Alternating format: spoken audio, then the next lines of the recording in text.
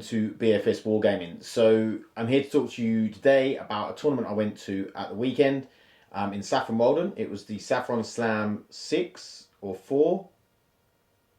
It's in Roman numerals, so I don't know. 6 or 4.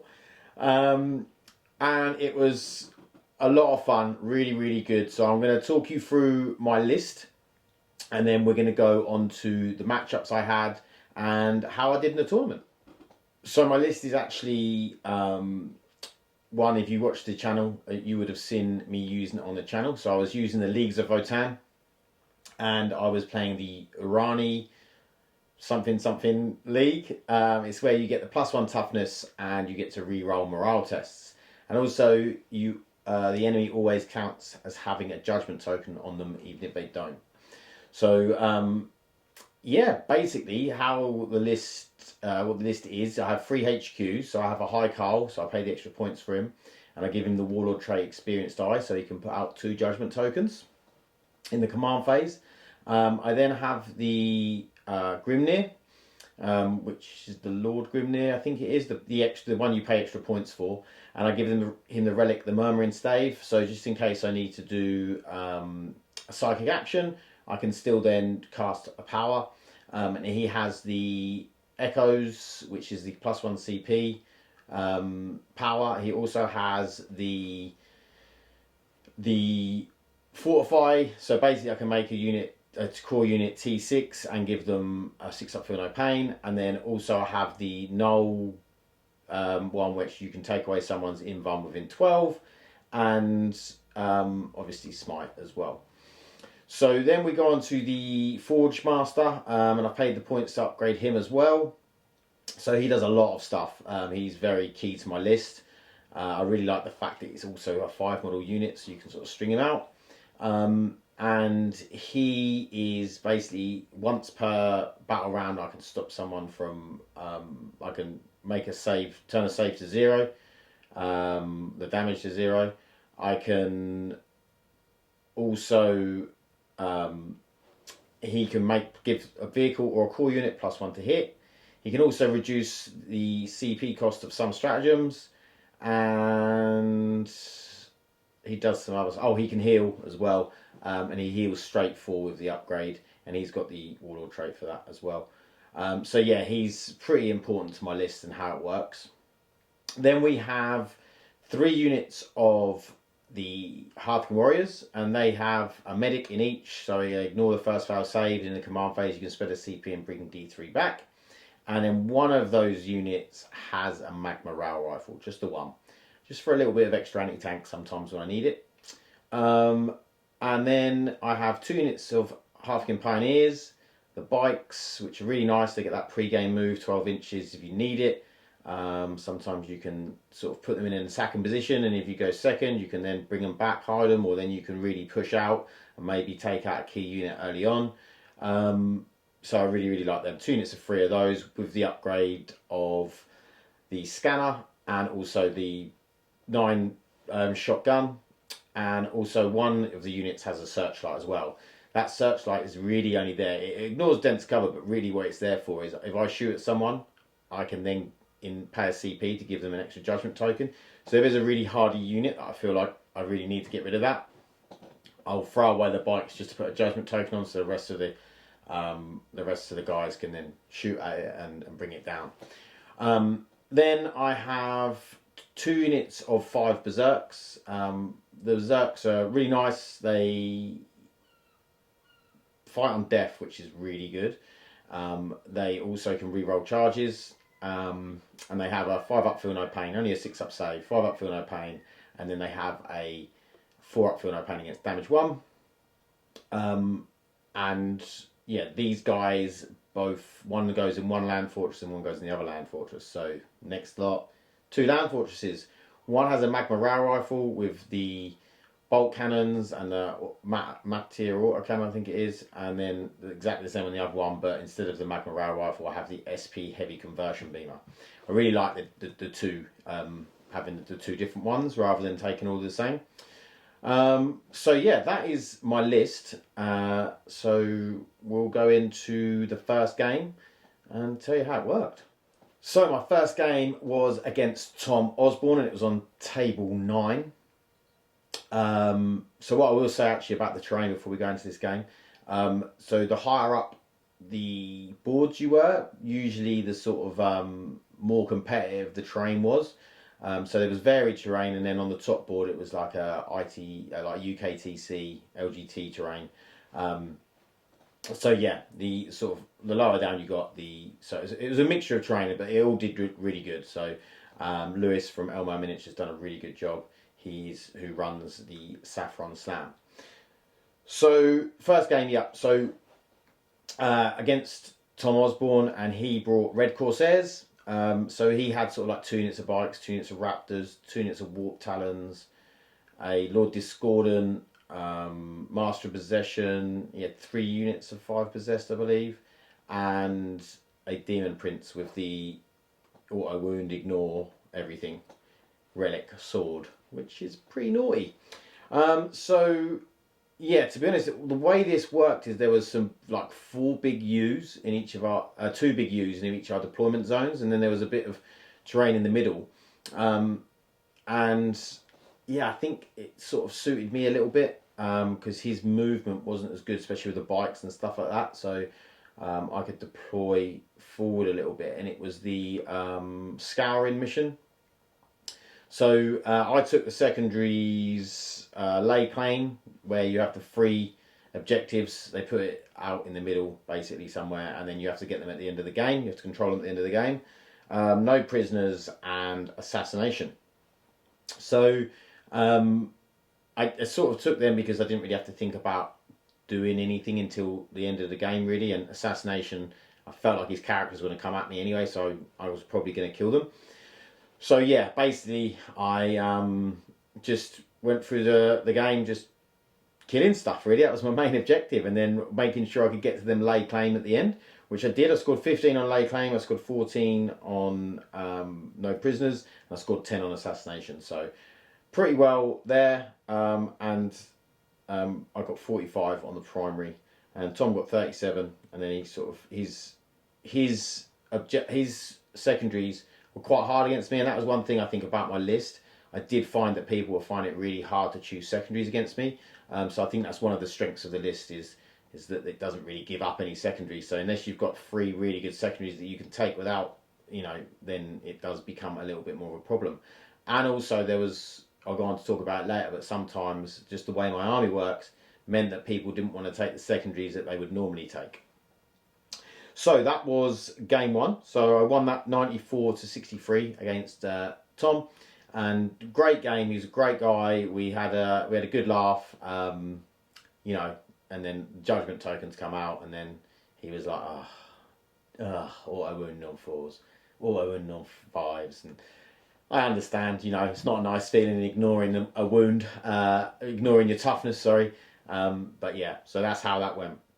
So next up, I played Franco McDonald. I've played Franco before. He's a very good player. So I knew this was going to be a tough matchup. And Franco was playing Chaos Demons.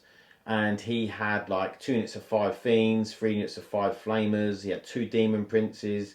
He had the Trance Weaver. He had some little Zinch character on a disc. He had 2 units of 5 Fleshhounds, Bloodhounds, 2 units of 10 Bloodletters, 3 units of 10 Demonettes. I think that was about it. So I basically castled up.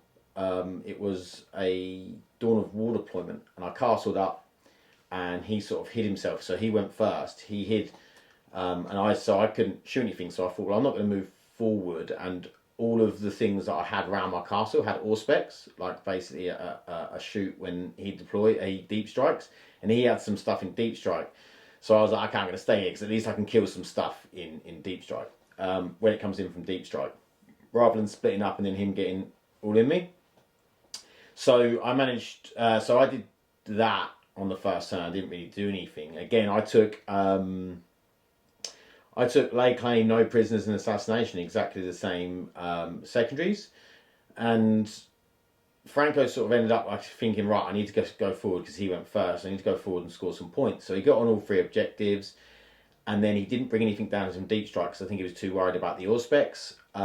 He did bring unit of bloodletters, but right back in like one of the L's. And then I basically just started shooting everything.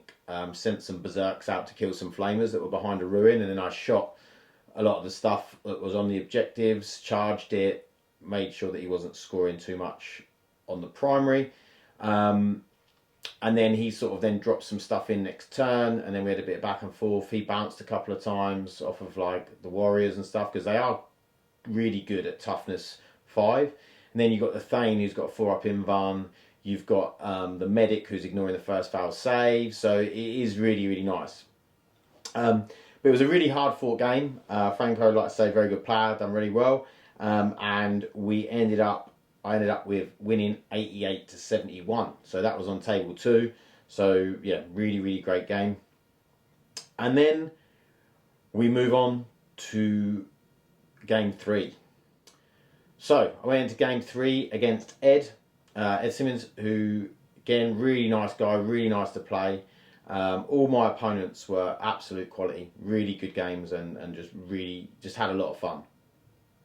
So Ed was bringing the Imperial Knights. Now, I've never played Imperial Knights in 9th edition, and oh my god, how many rules do they have? It was like, oh, this ability, and this is coming from this, and this is coming from that, and because I'm honoured, and then because of this, and I was like, whoa, like, because I asked him to explain what they did at the beginning, and I wish he hadn't. There was just so much information. I was like, look, I'll ask as we sort of go when I'm questioning something, because that's just crazy. He chose all of the knight secondaries, which all turned out to be pretty good.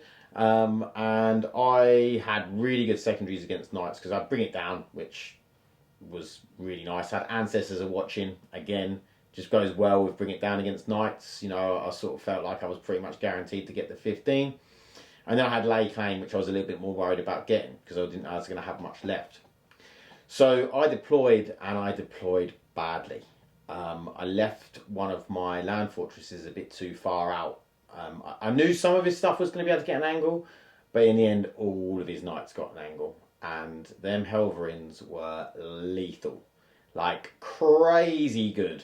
The Helverins were immense. You know, he put like exploding 6s on them, and then 6s auto wound, and it was just crazy. Like, loads of shots. Really good. The Helverins were, I think, his MVPs, surely. But yeah, he kills my land fortress to one of my land fortresses turn 1. The one with the magma rail rifle as well. I was like, no, please, not that one. So I knew then my back was up against the wall. I thought I'd lost it, basically, once I'd lost that land fortress. I was sort of, my head went down, and I was like, oh no. And Harley, who was playing on the next table, was like, you know, don't give up, don't give up. And I was like, no, I'm sorry, it's just a bad deployment. And I was just annoyed at myself for deploying badly, really. So then what happened is I managed to take down so what he had is he had an errant, a paladin, and then he had, I think it was 4 warglaives and 3 helverins, or the other way around, can't remember. And I managed to bring down his errant turn 1, which was, I had to throw away a unit of bikes to get the extra judgment token on them. But that was really, really big. Managed to get that down after he'd already killed one land fortress. So then I felt like, oh, I'm a little bit back in it, but he's still got a lot of knights here. And I just didn't think that I was going to be able to kill him. But, you know, judgment tokens came in, and I managed to then sort of slowly bring them down. It was a really tight game. Came down to the lay claim, so I needed these lay claim at the end of the game. And I had to charge his knight with some warriors and some berserks and stuff. He's one of his helverins, because he had 2 helverins left at the end. And I did actually manage to get the max on lay claim. So I only scored 24 on the primary, because it was domination. And he scored 26 on the primary. And then he scored very well on the secondaries as well. He got an 11, a 15 and a 12. And that was for Honour the House, Renew the Oaths and Yield No Ground. And I got straight 15 on all of them. Bring it down, lay claim, and ancestors are watching. So ended up 79-74. So super close game. Yeah, that last lay claim, that last 5 points just put me up. So it was just really good. And Ed knows his knights inside out. Like, he was a really good player with them, and yeah, hats off to him. Obviously, Leagues of Votann into Knights, it's just a bad matchup for Knights. So that was the end of day one. So I felt pretty good. Like I was like, you know, then the parents come out for the next day, and I'm playing Admech and Harley, who you've seen on the channel, if you watch the channel, and he has a very good Admech list, and it's very hard to kill. So going into it, I thought, oh, I can't see me winning this, you know. I just can't see I'm going to do it. So sort of sat there overnight trying to come up with some sort of game plan, secondaries and things like that. And so I went into it with a bit of a game plan. I knew that he'd struggled to kill my land fortresses, and I could probably push forward with them a bit.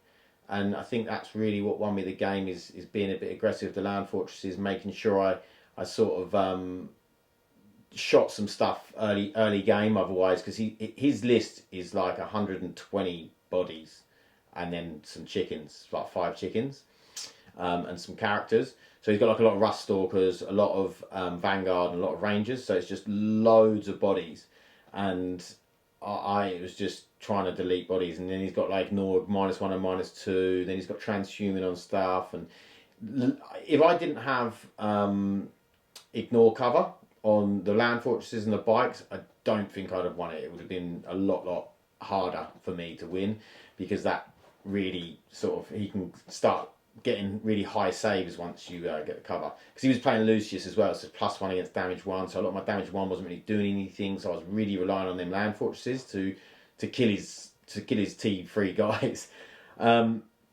So yeah, that game against Harley, it was, he took Hideon Archaeovolt, Eradication of Flesh, and Raise the Banners High, and I took No Prisoners, Lay Claim, and Warp Ritual. So Warp Ritual, I just thought, he hasn't got any denies, and you know, the Psyker's there, let's see if I can get it. So what I did is I didn't start Warp Ritual till turn 3 until I could clear some stuff off and kill some stuff and make sure my buffs are going off, get some CP, and then I started doing Warp Ritual from them. So it ended up 85 to 62 to me. So I managed to, we scored fairly even on the primary. I got 4 more than him, and then I got 15 on No Prisoners, 10 on Lay Claim, and 12 on Warp Ritual. And he got 5 on Hidden Archaeovolt, 8 on Eradication of Flesh, and 5 on Raised Banners. So we sort of kept each other off the objectives a little bit. But yeah, it was a really great game, and really close. And Harley is a great player, and yeah, he done very well. And he actually ended up coming 3rd in the tournament. So well done to Harley. And then after that, I will say as well, Ed, who I played the Knight player and turned game 3, he actually ended up coming 2nd as well. So last game, and I played Ollie, who you have seen on the channel, and he had this really cool Chaos Wordbearers list. Actually, he had like a unit of 10 possessed, 2 units of 5 possessed. He had 2 units of 5 Warp Talons. He had Demon Prince, Master of Possession, Master of Executions. He had 3 Venom Crawlers and 3 Knights, 3 like War Dogs with like thermal spears and like these Gatling guns. They were really good, but we went into it and he was really struggling for secondaries, because how he designed the list was sort of to move into the middle, and then possessed are usually really hard to kill, and they're very killy as well. And then he's got some actions that he can do and stuff in the middle, but against me it just wouldn't have been a good game plan, because I could have sat back and then just killed all his stuff in the middle, really. So he had to sort of choose some different objectives. So he went for engage on all fronts, he went for the Long War, and for the Dark Gods. And I went for lay claim, the Ancestors are watching, and my 3rd wasn't great either, so I went for bring it down. Even though I could only get a maximum of 9, I thought that was sort of my best option without having to run about and try and do actions. And my army is not good for actions unless it's like the psychic actions, because I just haven't got enough units. I've got very few units. So it was a really tight game. Came down to the last turn, and yeah, Ollie played fantastically. It's just I managed to kill he was the only player actually to kill 2 of my land fortresses in one game. So yeah, he managed to kill both land fortresses, but I did manage to get the win, even though he did that. So I won 72-62. Like I say, great game. Ollie's a great opponent. And so that actually meant I was the only player that got 5 wins.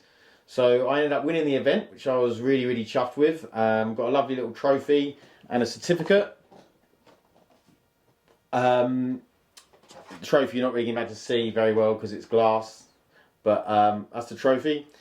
So yeah, I was really, really pleased. I was really pleased with how the list played and how I mean, I know people are going to say, oh, it's Leagues of Votann, it's broken and everything else, and don't get me wrong, I don't like the mechanic for the auto wound on 4s. I think that it's a silly mechanic, and I think they should come up with something that's actually includes people in the game. And like, for instance, when I'm playing against knights or like big chaos demons or stuff like that, you're taking away a big part of why they're pointed, how they're pointed, by just saying, okay, I don't care about your toughness. Although you do have to still get judgment tokens on them, and sometimes that can be hard. It's not really hard against big models because I can just see them wherever they are, so I can just put judgment tokens on them. However, when you go up against armies like Harley's army, it is a lot harder, and I think there's a lot of counters to the Votann. I think MSU fast moving armies are really, really good counter to Votann, and so I do think they have their weaknesses, but they have some very, very big strengths. Like I say, big toughness, big models. I'm like, yeah, come at me, because I'm going to just put judgment tokens on you and then I'm probably going to pick you up. The AP is not very high as well, which does sometimes cause a problem with killing stuff. But yeah, I'm really, really pleased with how it went. I'm really, like, the tournament was great. You should go and check out Elmo Miniatures. You will see he has some more. He's doing a big GT. I think it's a 50-man GT in Saffron Walden in May. So go and check that out. He's got some other tournaments throughout the year. I think he's got a team tournament as well. So if you live in and around Essex area, or even if you don't, check him out and come down and have a look at what he's doing there, because he's doing a really good job. And like I say, the terrain all looks very nice. It gets more competitive as you move up the tables, and it's a really nice community feel. There was a lot of different levels of players there, so it was just nice to see everyone enjoying themselves and having good games. So yeah, I hope you enjoyed the video and listening about the list. When it comes to what I would change, people often say, what would you change about the list? I did think about taking a unit of warriors out and putting a unit of bikes in, but I actually really like the list how it is, and I like the way it looks. It feels like an army, and the warriors are actually really durable. When you're playing them with Urani, so T5, you can get one unit up to T6 if you want with a 6-up feel no pain. They become very durable, and some armies actually find it quite hard to get rid of them. So yeah, I really like the warriors. They're a bit slow, unfortunately, as are the berserks, and that's why I have to keep them in the land fortress, and then so they can get out 8 inches and then charge. And they're a bit of a counter charge. It's like, come near my land fortress, and I'm going to hammer you to death. And that's, yeah, and then I've just got the sort of supporting characters which are just trying to do stuff for the army, really. That none of them are actually very killy, or they don't do anything in terms of damage, really. They put the odd shot out here and there if anyone gets too close, but they're not really doing anything. So yeah, that's pretty much how the list works. So let me know what you think of the list. I'll put the list in the description so you can see it. I'll also put a link for Elmo Miniatures, so if you want to go and have a look at the Saffron Slams, you can. And I will see you in the next one. Thanks. Bye.